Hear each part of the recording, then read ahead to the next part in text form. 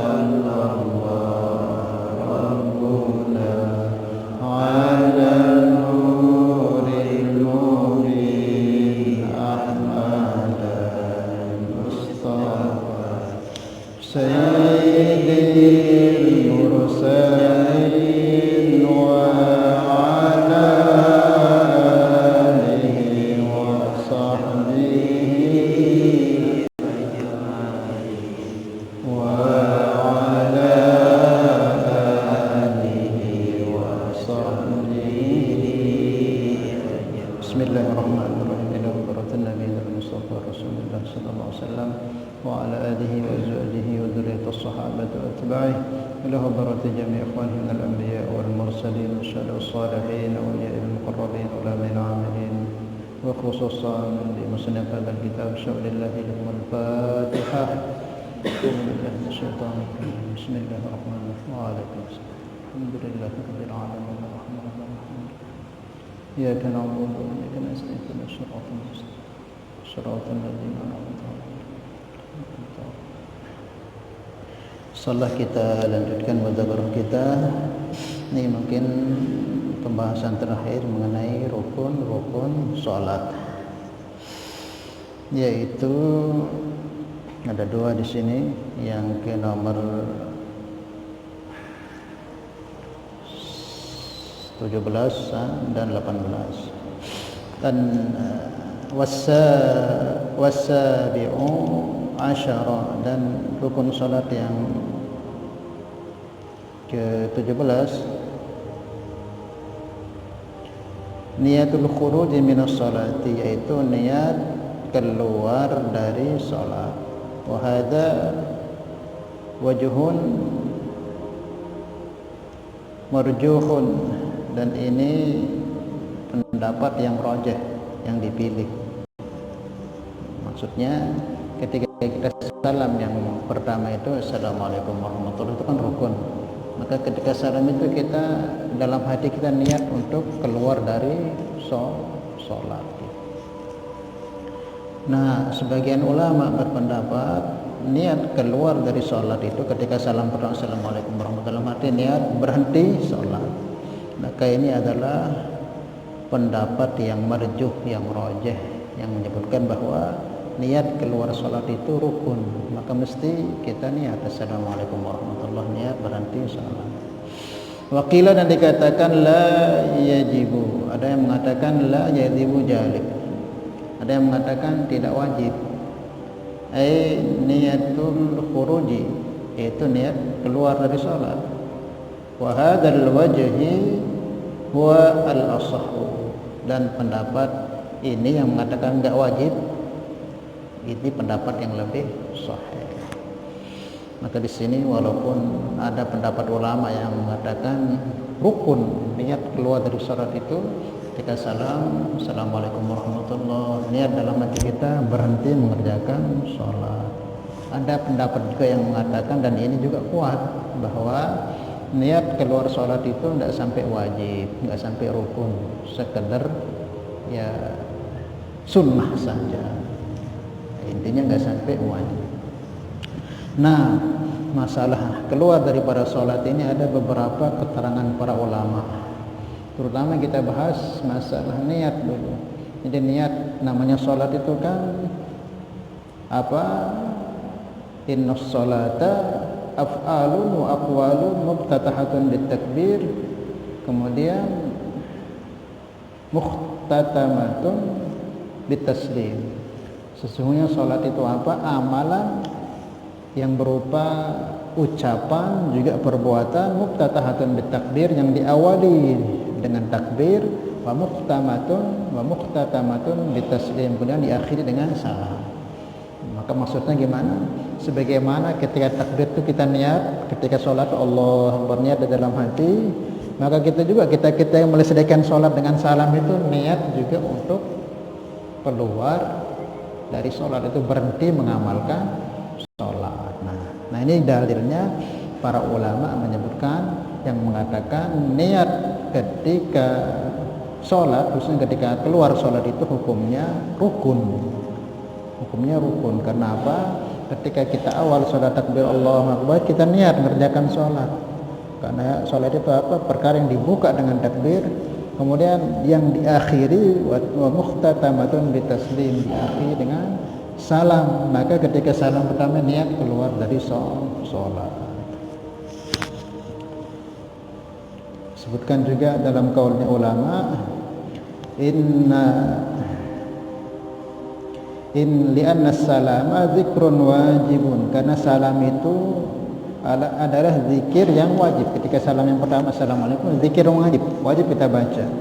Fi ahadi tarafai salati, di antara dua ujung salat.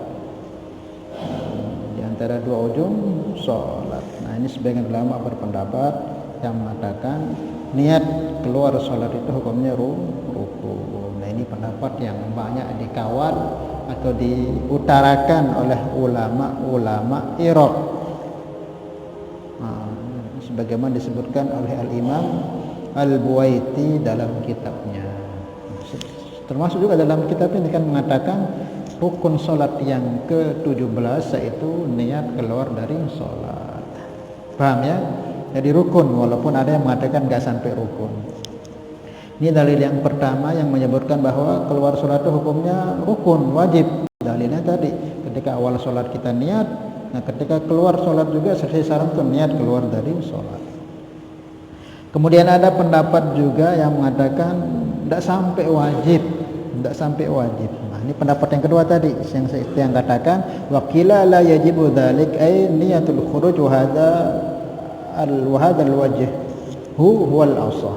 Ada mengatakan tidak sampai wajib gitu, enggak sampai wajib, enggak sampai kalau enggak kerjakan batal salatnya, enggak sampai. Pendapatnya apa? Ini pendapat yang banyak diambil atau yang dikeluarkan oleh ulama-ulama Khurasan. Ulama-ulama Khurasan mengiaskan kiasun ala sa'il ibadat, dikiaskan dengan ibadah-ibadah yang lain. Ibadah-ibadah yang lain kan enggak ada istilah niat keluar. Dalam berzikir, niat berzikir, habis itu selesai, enggak ada selesai niat selesai zikir, enggak ada. Dikiaskan dengan ibadah yang lain. Nah, kita wudu itu kan niat memang wudu. Nanti saya cuci kaki, tidak ada kita niat keluar dari wudu, tidak ada kan. Ini dijelaskan amal yang lain nggak perlu lah pakai keluar dari niat sholat atau niat wudu, nggak dikiaskan dengan amal yang lain, ibadah yang lain seperti wudu. Wajibnya ketika kita cuci muka itu niat wudu, nanti selesai ya nggak usah niat keluar dari wudu. Nah, kita zikir juga, kita baca Al-Quran, niat baca Al-Quran karena Allah, nanti tidak perlu niat berhenti baca Al-Quran, maka dikiaskan seperti itu. Nah, ini pendapatnya ulama-ulama Khurasan, dikiaskan dengan ibadah-ibadah yang lain yang enggak perlu niat keluar dari sholat. Paham ya? Ini pendapatnya. Ada yang mengatakan enggak wajib karena dikiaskan dengan amal yang lain. Wudu itu ada niatnya di awal, tapi akhirnya enggak ada kita niat selesai keluar dari wudu, enggak ada. Mau ibadah apa saja. Nah, maka ini berpendapat tidak wajib. Maka ada seorang ulama yaitu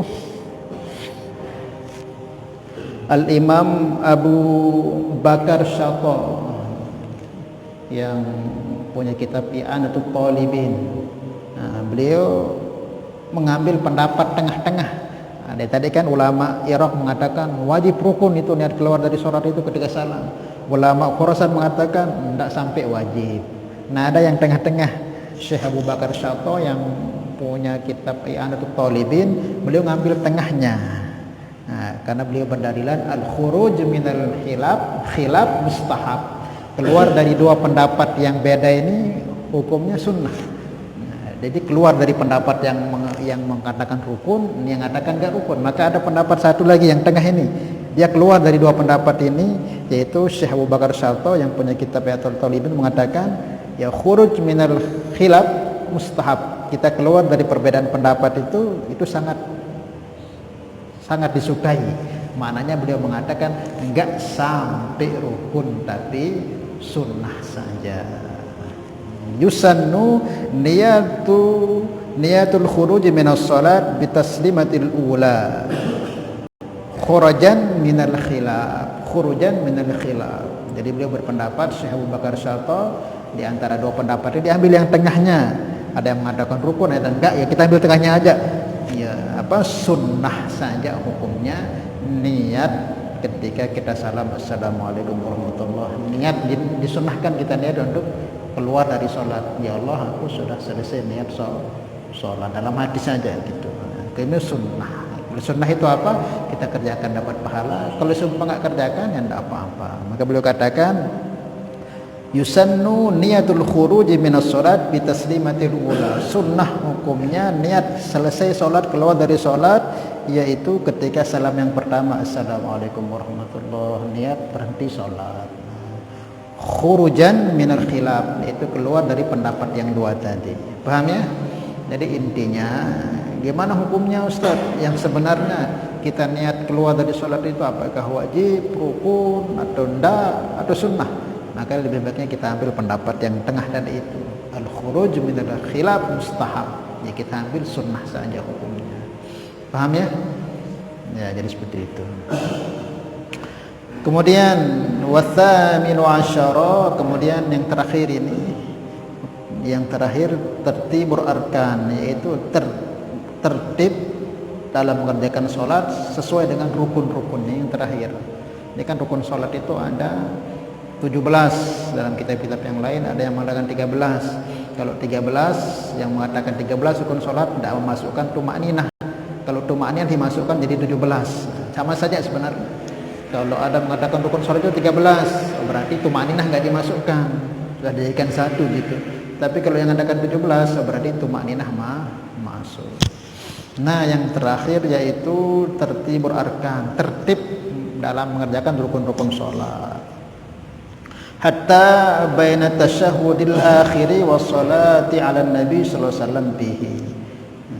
Sampai tertib ketika membaca tasyahud akhir dan juga sholawat kepada Nabi sallallahu alaihi wasallam. Wa qawluhu ala ma dzakarnahu, dan wa qawluhu, dan perkataannya musannif ala ma dzakarnahu, atas apa yang kami telah sebutkan. Yustasna minhu wujuban muqaranatun niyati di takbiratul ihram wa muqaranatul julusil akhiri bitasahhudi wassalati ala nabi sallallahu alaihi wasallam. Nah, kemudian yang terakhir itu tertib dalam mengerjakan rukun. Jadi rukun salat itu kan 17. Jadi dari takbir berdiri, niat, kemudian membaca Fatihah, kemudian ruku, kemudian sujud, berdiri lagi untuk i'tidal, kemudian sujud, itu harus sesuai dengan ketentuannya itu. Jadi nggak boleh kita Allahu Akbar berdiri, baca Fatihah, Allahu Akbar langsung sujud di terukuk. Nah, ini nggak tertib namanya. Jadi tertib itu apa? Sesuai dengan aturan-aturannya itu. Yang seperti yang kita kerjakan, jangan ada didahulukan, jangan ada yang dibelakangkan. Apa dalilnya tertib dalam mengerjakan rukun-rukun salat ini? Yaitu hadis yang sering kita dengar, yaitu riwayat Al-Imam Bukhari dan Imam Muslim, juga Imam Abu Daud dalam sunannya, dan juga Al-Imam Ad-Darimi juga dalam sunannya. Beliau menyebutkan, Nabi sabdakan, sallu kama ra'aitumuni usalli. Nabi sabdakan, kerjakanlah salat wahai umatku sebagaimana kamu melihat aku salat. Nah, itu salatnya tertib.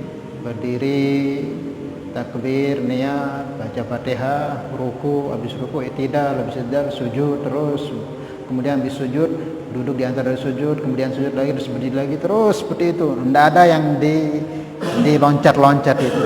Nah, seperti itu. Paham ya? Kemudian juga ada hadis, dalilnya juga ada hadis dari kitab Sahih Bukhari Muslim juga. Ketika ada Nabi melihat Arab Badui lagi sholat, Allahu Akbar, maka selesai sholat salam-salam itu dipanggil, a'id sholatak, ulangi sholatmu, fa innaka lam tusalli, kamu itu belum sholat. Nah, Badui itu sholat, namanya Badui kan baru masuk Islam, jadi sholat ngawak-ngawak, Allahu Akbar, tiba-tiba salam, dipanggil Nabi, a'id sholataka, ulangi sholatmu, fa innaka lam tusalli, karena kamu itu belum sholat. Ya Rasulullah, kan sudah saya sholat tadi, dari takbir ke salam, kok saya kan belum sholat? Maka Nabi ajarkan, Nabi katakan, Faqala, Nabi sabdakan, idza kunta fi shalah, jika kamu berada dalam salat, fakabbir, takbir, kemudian tsumma qra, kemudian baca Fatihah, tsumma rka, kemudian ruku, terus diajarin sampai Nabi sampai salam itu diurutkan oleh Nabi. Jadi dari berdiri fakabbir, takbir, tsumma qra, kemudian baca Fatihah, tsumma rka, kemudian ruku, kemudian berdiri lagi, kemudian sujud, terus sampai salam, tsumma kada wa kada, terus diajari. Nah, kamu itu enggak gitu salatmu. Salatmu itu langsung aja, enggak ruku dulu langsung, namanya badui kan. Nah, ini dalilnya bahwa salat itu harus tertib, rukun itu harus tertib. Jangan sampai enggak beraturan. Kita sujud dulu baru ruku, atau kita baca Fatihahnya enggak tertib dan sebagainya. Nah, itu nanti bisa menyebabkan sholat kita enggak benar, enggak sah, karena rukunnya kita obrak-abrik. Karena sholat itu harus sesuai dengan tuntunan Nabi, seperti tadi yang sampaikan, shollu kama ra'aitumuni usolli, sholatlah kamu sebagaimana kamu melihat aku sholat. Nah, ini hikmah kata para ulama, kenapa enggak mengatakan, Nabi katakan kerjakan sholat sebagaimana aku sholat. Tidak begitu bahasa hadisnya. Bahasa hadisnya, sholat kamu sebagaimana kamu melihat aku sholat. Gimana gerakan Nabi sholat, seperti itu kerjakan. Kalau Nabi sabdakan sholatlah kamu sebagaimana aku sholat, nggak bisa kita. Kekhusyuan Nabi itu tidak bisa dikalahkan sholatnya. Kita ini mau sholat kayak Nabi tidak bisa. Nabi itu khusyuk dalam sholatnya sampai kakinya terbengkak-bengkak, sampai nangis sholatnya. Itu kita nggak bisa. Maka kita nggak diperintahkan sholat seperti sholat Nabi, tapi sholatlah seperti kita melihat Nabi sholat. Seperti Nabi sholat itu gimana gitu kita kerjakan. Kalau Nabi perintahkan dulu, sholatlah kamu sebagaimana aku sholat, semua kita nggak akan bisa menyerupai sholatnya Nabi. Maka caranya gimana? Sholat sebagaimana Nabi sholat dulu. Caranya gimana? Ya kita ngaji hadis-hadis Nabi, lihat kitabnya di para ulama, mana kita tahu bagaimana sholat Nabi. Paham ya? Nah, sampai situ dijelaskan. Dalilnya juga tadi, seorang badui yang sholat itu berapa kali sholat, Nabi perintahkan a'id sholataka fa innaka lam tusalli, ulangi sholatmu lagi. Kenapa? Dia tidak tertib sholatnya. Maka Nabi sabdakan, jika kamu berada dalam sholat, takbir dulu, kemudian baca Fatihah dulu, kemudian ruku, kemudian sujud, kemudian i'tidal, kemudian terus sampai salam. Nah, itu dalil bahwa sholat itu mesti harus pakai tertibnya. Tidak boleh kita sholat semaunya. Waktunya juga harus tertib, caranya juga harus tertib. Cuman, ada beberapa rukun sholat itu yang aturan rukunnya itu ada yang berbarengan, ada yang tidak. Ada yang rukun antara rukun qalbi dengan fi'li berbarengan. Nah, ini nggak bisa dipisah, harus memang dikerjakan seperti itu. Beda dengan ruku itu sendiri, sujud pun sendiri, i'tidal pun sendiri. Nanti ada yang memang nggak bisa dipisah dia. Wa qawluhu ala ma dzakarna, yustasna, dan dikecualikan wujubu, yustasna minhu wujubu muqaranatun niyati li takbiratil ihrami wa muqaranatul julusil akhiri li tashahhudi was salati ala nabi sallallahu alaihi wasallam. Jadi ada yang berbarengan rukun itu. Contohnya apa yang berbarengan? Sebagaimana rukun qalbi dan fi'li harus dikerjakan bareng, seperti takbir. Takbir sama niat ini kan berbarengan itu. Jadi ketika kita takbir Allah sudah pasang nih niat, ini namanya tidak bisa dipisah. Tidak boleh kita niat dulu urut ngene wah niat dalam hati usolli sunnatul zuhri Allah akbar, ini sah. Maka talaffuz itu cuma sunnah hukumnya. Enggak, niat itu kapan? Di hati itu. Muqtaranan bil fi'li, ketika Allah, lisan kita ucap Allah, tangan kita ngangkat, hati kita nih niat Allah. Nah, ini berbarengan. Dua rukun berbarengan. Malah ketika kita takbir ihram ini ada dua rukun berbarengan dengan satu sunnah. Apa itu sunnah? Yang pertama angkat tangan. Angkat tangan hukumnya sunnah. Ucapan takbir ucapan Allahu Akbar itu hukumnya rukun. Kemudian mengeraskan suara itu juga rukun, kan rukun malah 3 rukun ini. Kita ucapkan Allahu Akbar, 1 rukun. Kemudian kita keraskan suaranya karena ini rukun qauli, takbir yang pertama ini mesti kedengaran, enggak bisa, harus Allahu Akbar. Kemudian rukun yang ketiganya niat. Jadi ketika kita takbirnya ada 3 rukun yang kita kerjakan.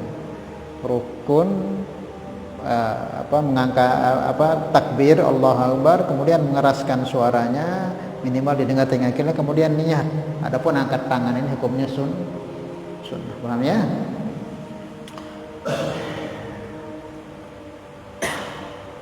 Itu yang berbarengan. Termasuk juga berbarengan antara Fatihah dengan berdiri. Jadi Fatihah dengan berdiri itu berbarengan. Jadi tidak boleh kita baca Fatihah pas ruku, nggak boleh kita baca Fatihah pas sujud, nggak boleh kita baca pas tidak. Fatihah itu kapan? Ketika berdiri, itu berbarengan. Ketika kita berdiri itu kita baca Fatihah. Kan berdiri itu rukun sholat, berdiri betul rukun sholat. Takbir Allahu Akbar itu rukun. Ada 2 rukun sana, ada rukun membaca takbir dan juga niat. Kemudian sunnah angkat tangan. Kemudian ketika berdiri itu disitulah kita baca Fatihah. Itu ada rukun yang berbarengan, nggak bisa dipisah. Maka Fatihah nggak boleh kita baca pas sujud, nggak boleh pas kita berdiri. Kemudian juga tasyahud akhir, kemudian sholawat dan salam berbarengan dengan duduk tasyahud akhir. Jadi duduk tasyahud akhir sama baca tasyahud sama baca sholawat dan salam itu rukun masing-masing. Nah ini nggak bisa dipisah. Ketika kita baca tasyahud, baca sholawat dan salam mesti kita kerjakan ketika duduk tahiyat akhir. Nggak bisa kita salam sambil kita berdiri, baca sholawat sambil berdiri, baca tasyahud kok sambil ruku, nggak bisa. Nah ini rukun yang berbarengan, memang yang berbarengan dikerjakan. Seperti apa? Niat dengan takbir, Al-Fatihah berbarengan dengan berdiri, sama-sama rukunnya. Dan juga duduk tahiyat akhir dibarengi dengan tasyahud, sholawat dan salam. Nah selain itu pisah-pisah. Ruku pisah, sujud pisah, duduk di antara 2 sujud pisah, kemudian i'tidal pisah. Itu rukun-rukun yang mesti berbarengan. Itu nggak bisa ditertibkan. Oh saya nanti baca Fatihahnya pas sujud, nggak bisa. Oh nanti saya baca sholawatnya nanti pas ruku, nggak bisa. Mesti harus berbarengan. Mafhum salah ya? Nah, jadi nggak boleh intinya kita obrak-abrik tatanan yang telah ditentukan oleh Nabi kita Mustafa Muhammad SAW mengenai tata cara mengerjakan sholat. Nggak boleh kita ruku belakangan, sujud dulu kita kerjakan. I'tidalnya nggak kita kerjakan, Fatihahnya nggak kita baca tapi pas ruku. Nah itu semua tidak tertibul arkan, bisa sholatnya jadi tidak sah. Nah itu saja pembahasannya. Nah sudah selesai pembahasan mengenai rukun sholat. Ya, besok kita bahas mengenai sunnah sholat. Anda tanyakan ya? Belum kita lanjutkan. Paham tapi ini? Paham ya? Jadi intinya pembahasannya tadi ambil maksudnya kita niat keluar dari sholat ini dalam hati sudah Assalamualaikum warahmatullahi, niat tutuan sembah dalam hati. Itu hukumnya kalau yang kita ambil ini yang sunnah hukumnya, nggak sampai rukun, karena kebanyakan kita nggak niat kan, salam ada niat kita. Nah kalau ketahui itu praktekkan mana-mana ya sekali 2 kali kita dapat sunnah ketika keluar dari sholat. Kenapa? Ya, karena kita takbir itu, makanya seperti awal yang sampaikan tadi, inna sholata aqwalun wa af'alun muftatahatan bitakbir wa muftatamatun bitaslim. Sholat itu perbuatan dan ucapan diawali dengan takbir, diakhiri dengan salam. Diawali dan takbir kita niat, kemudian salam pun diakhiri juga niat kita keluar dari sholat. Walaupun ini ikhtilaf para ulama, ada mengatakan tidak sampai rukun, ada mengatakan rukun. Nah kita ambil tengahnya yang diambil oleh Syekh Abu Bakar Syato dalam Mi'anah itu ya, kita ambil tengahnya.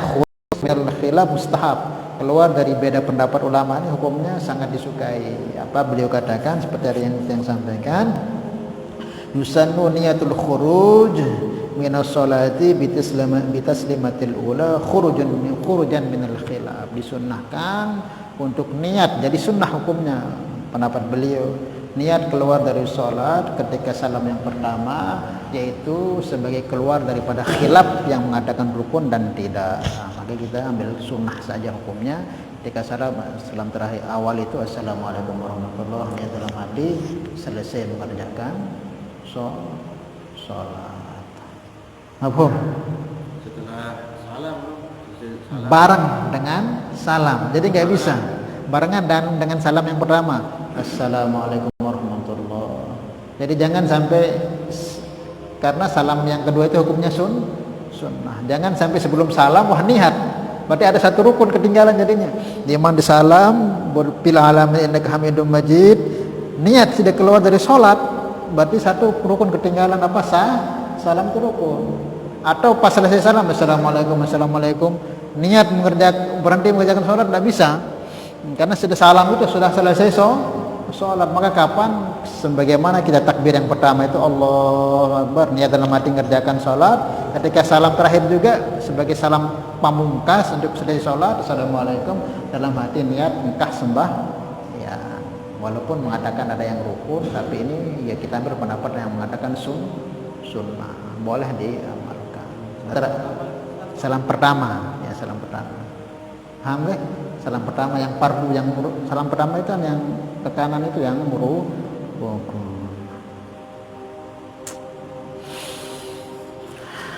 Ya. Hah? Enggak, cukup di awal itu niatnya. Makanya kalau kita pakai pendapat yang kedua mengatakan tidak sampai wajib, berarti setiap amal ibadah itu mesti kita pakai niat selesai jadi sholat. Misal kita wudhu kan niat kan, nawaitul wudhu, berarti pas besok naeno niat engkah dari wudhu kan aneh jadi. Jadi karena dikiaskan sebagai pendapat yang disampaikan oleh ulama-ulama Khurasan itu, dikiaskan dengan ibadah yang lain. Ibadah yang lain itu tidak ada istilah keluar dari selesai dari ibadah. Seperti kita wudhu, ya wudhu ada niat awal, tapi tidak perlu kita niat lagi untuk keluar dari wudhu, tidak ada. Kita mau baca Al-Quran, niat baca Al-Quran, tidak ada kita niat keluar berhenti baca Al-Quran, tidak ada. Maka dikiaskan dari itu, maka tidak sampai beliau mengatakan fardu. Sampai fardu, mananya seumpama kita ketinggalan yang tidak dapat keutamaannya. Maka minim-minim pendapat yang ketiga yang khuruj minal khilaf, sunnah saja hukumnya. Paham? Nah, kemudian ini juga penting yang sampaikan masalah tartibul arkan ini. Nah, jadi jangan sampai kita ketinggalan rukun sampai rukun yang lanjutnya kita temukan. Misalnya kita sholat Allahu Akbar tahap sebab oleh otak ini tiba-tiba Bismillahirrahmanirrahim inna anzalnahu fi lailatul qadar, dek terbaca Fatihah, karena terjadi lah supaya mesa-mesa kan Fatihah lupa langsung ayat terbaca. Terus ingat ketika kita sujud marak beruk dek ku baca Fatihah. Nah, ini berembe nih.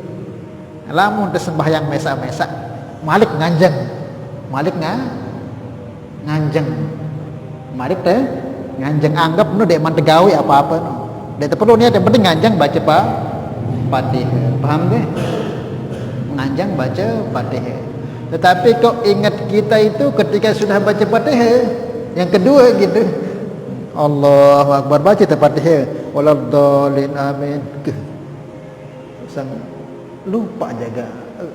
Ini ragu-ragu ya yakin. Ya lupa baca Fatihah pertama. Nah, gimana ini? Apa dibatalkan sholatnya? Nggak usah. Itu sholat yang pertama nggak dianggap. Pahamnya? Nggak dianggap. Berarti tetap sholat nambah satu rakaat. Karena tadi itu karena nggak dibacakan Fatihah nggak dianggap gugur, rakaatnya itu gugur. Maka nggak perlu sudah batalkan sholat, ya sudah nambah satu rakaat. Jadi sholat sini yang kedua jadi rakaat yang pertama. Yang pertama itu nggak dianggap karena nggak ada baca Fatihah, karena Fatihah itu rukun. Ini kapan? Tatkala sudah ketemu, ingat bacaan Fatihah lupa ketika pas baca Fatihah. Lagu lamun ketika masih sujud diingat langsung ngancang balik ulang. Ini berlaku ketika sholat sendiri. Paham ya? Tambah. Karena sudah tidak baca Fatihah. Ya dianggap kalau sudah ketemu di bacaan Fatihah. Misal sudah Allahu Akbar. Wah niat baca-baca inna ataina. Kemudian sujud. Pas sujud tuh sudah ingat nih sholat sendiri nih, sudah ingat ke di mana aku baca Fatihah. Langsung wah ngancang balik baca Fatihah. Nah, ngancang baca Fatihah.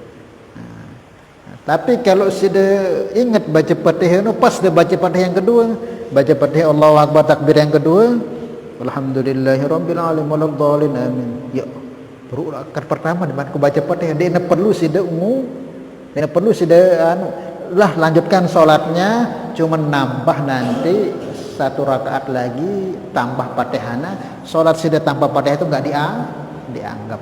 Berarti secara zahirnya lamun sholat isya dari 5 rakaat secara zahirnya, tapi hakikatnya 4 karena yang satu itu enggak dianggap karena enggak ada bacaan Fatihah. Ini berlaku untuk sholat sendiri. Tetapi kalau sudah ragu-ragu misalnya Allahu Akbar, ini rakaat kedua nih, alhamdulillahirabbil alamin waladhdallin. Ragu-ragu, wah aku baca Fatihah atau enggak? Nah ini nanti sudah nambah lebih baik satu rakaat kemudian sujud sah karena sudah ragu-ragu. Kalau tadi itu dia yakin lalu lupa ya, yakin buruk di man ku baca Fatihah, ingatnya pas baca Fatihah kedua berarti gugur no. Lagu masih ragu-ragu, wah aku baca Fatihah atau enggak bro? Nah lanjutkan sembahyang. Sudah lanjutkan bisa sudah sholat 4 rakaat bisa, 5 rakaat juga bisa, tetapi diakhiri dengan sujud sahwi karena sudah ragu. Maaf misalnya kadang sudah kalau ragu-ragu.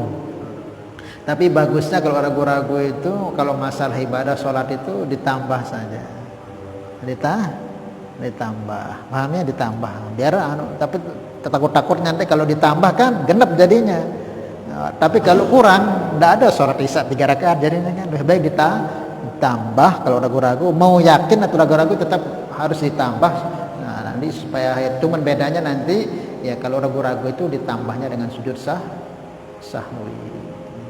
Paham ya? Nah, ya.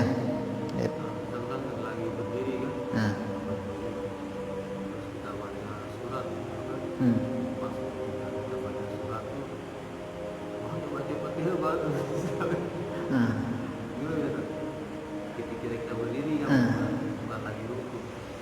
Ketika kita berdiri itu dan lagi baca surat, pas lagi baca surat itu kita ingat gimana kita baca Fatihah tadi. Gimana? Nah itu tergantung sudah ragu-ragu atau sudah yakin. Lamun sudah yakin, wah baca surat, yakin dia iman baca Fatihah nambah. Berarti rakaat sudah dia teka, dia itu karena ada Fatihahnya. Lamun udah jadi makmum misalnya, saking bagusnya bacaan imamnya lupa baca Fatihah. Terus rakaat kedua perut dia baca Fatihah, tetap ikut berjamaah. Lagu sholat sudah tanpa Fatihah enggak dianggap. Nanti ketika imam salam, walaupun sudah bareng-bareng sembahyang takbiratul bareng-bareng, mungkin bagus bacaan sampai lupa. Ingatnya pas salam, pas mau salam itu ingat atau pas tahiyatnya. Tuhan bro dia kembali. Nah imam salam sudah berdiri karena sholat sudah tanpa Fatihah itu enggak dianggap. Tapi kalau ragu-ragu gimana? Tetap nambah, cuman ditambahnya dengan sujud sahwi karena posisinya bukan ragu-ragu tapi mantap. Wah bukan berulang dia baca Fatihah, ya sudah imam salam sudah sujud. Kalau ragu-ragu tetap nambah lagi, akhirnya nanti ditambah sujud sahwi. Kemudian terakhir penjahit penutup, bagaimana hukumnya ngusap muka ketika salam? Misalkan assalamualaikum ngusap. Ada sebagian kayak ngusap, ada sedikit ngusap. Assalamualaikum betul ujung. Hukumnya sunnah hukumnya ngusap muka itu sangat dianjurkan sebagaimana disebutkan dalam kitab Al-Yaum wal Lailah oleh Al-Imam Ibnu Sunni dalam kitabnya menyebutkan dalam kitab Al-Yawm wal Lailah menyebutkan kana Rasulullah SAW masha wajhahu biyadaihi. Beliau itu ketika sholat senantiasa mengusap kedua tangannya dengan tangan kanannya. Bisa kan, bisanya kita kedua tangan, Nabi tangan kanannya gitu. Assalamualaikum warahmatullahi wabarakatuh. Di sini juga nggak apa-apa. Intinya ngusap itu hukum sunnah. Tsumma qala, kemudian Nabi bersabda, berdoa, asyhadu an la ilaha illa huwar rahmanur rahim.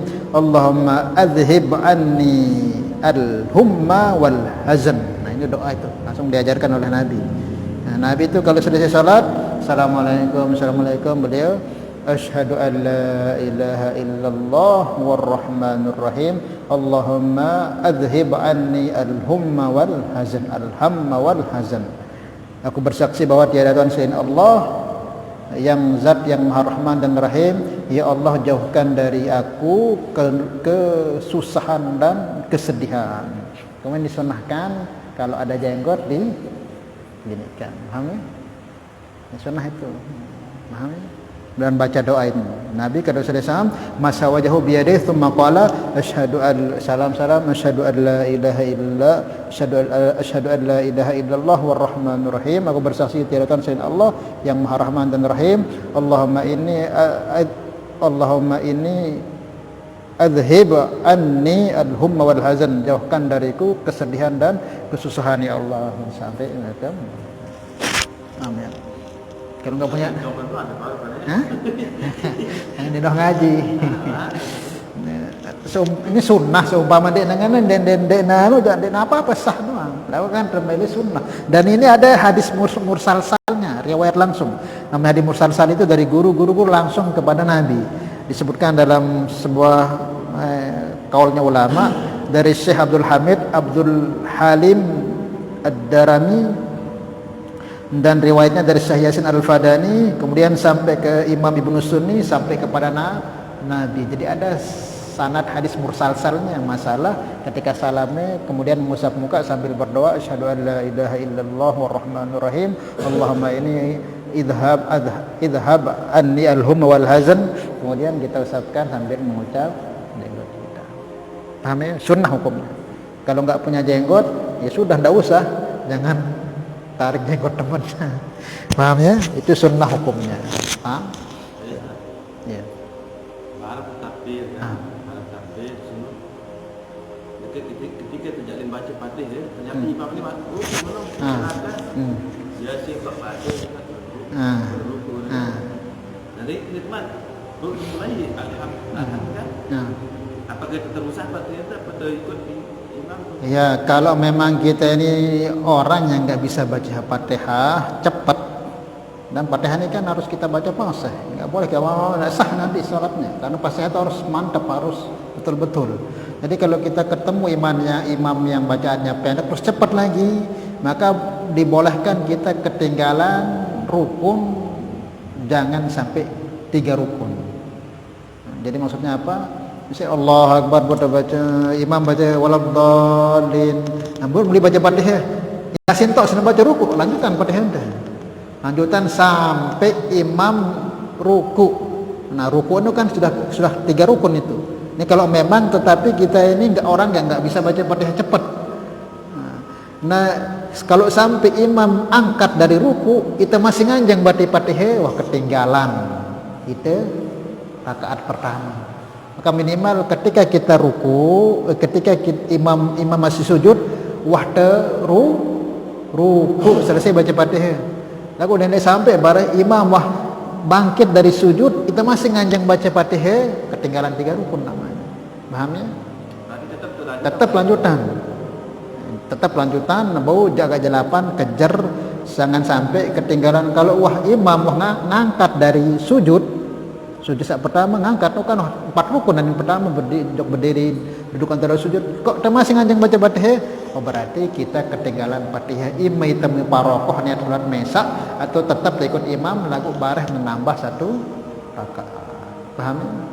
Lagu lamun imam biasa, bacaannya biasa, lagu itu memang lamun.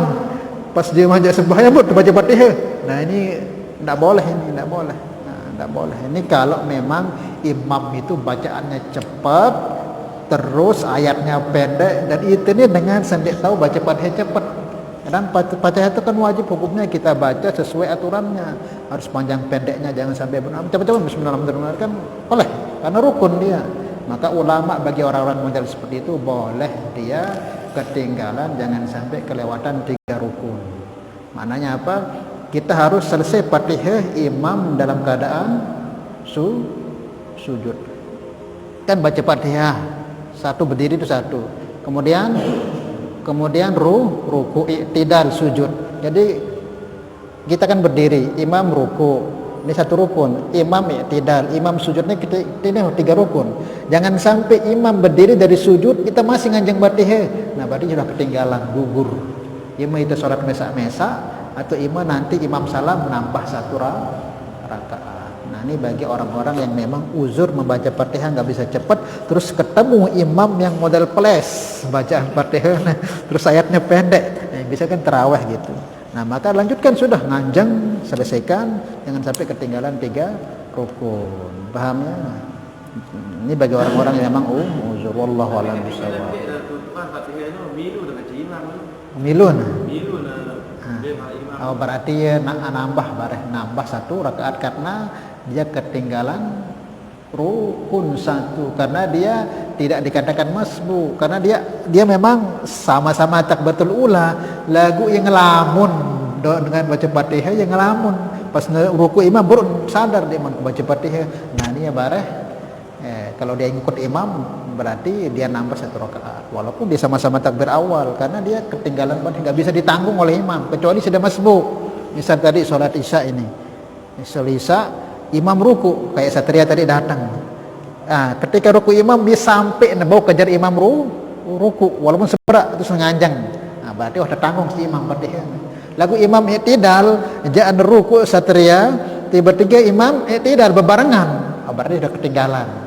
Berarti nambah nanti 1 rakaat. Lagu lamun sampai dait ruku imam mau sempat ruku bareng, dakan dia baca Fatihah udah tertanggung si imam. Itu namanya di Fatihah ditanggung imam. Wallahu a'lam bishawab. Mudah-mudahan kita bisa amal yang disampaikan. Ada hadhihi niyah al-Fatihah.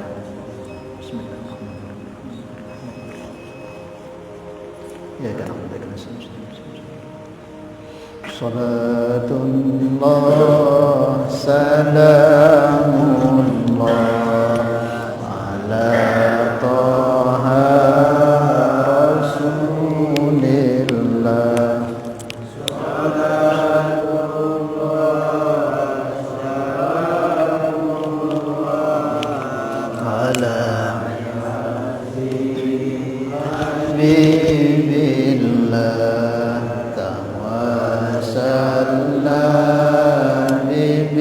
Bismillah wa bilhadi rasulillah wa kulli mujahidin lillah biya lil badri ya Allah. Subhanallah bihamdi, subhanallah bihamdi, asyhadu an la ilaha illa anta, astaghfiruka wa atubu ilaik. Assalamualaikum warahmatullahi wabarakatuh.